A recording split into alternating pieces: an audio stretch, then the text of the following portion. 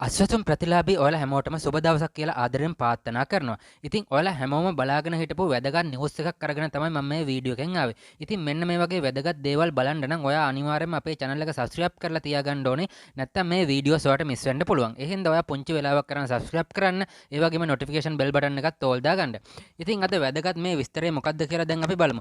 ඉතින් ඔයාලා දන්න ඕනේ ජූනි මාසේ අස්වැසුම් මුදල් වැටෙන්නේ කවද්ද කියලා ඔයාලා බලාගෙන හිටියා. ඉතින් ජූනි මාසේ අස්වැසුම් මුදල් සිස්ටම් එකට වැටුණාට පස්සේ මම ඒ විගතම වීඩියෝ එකක් ගෙනාවා. ඉතින් subscribe කරපු කට්ටියට මේ වීඩියෝ එක බලන්න පුළුවන් වුණා.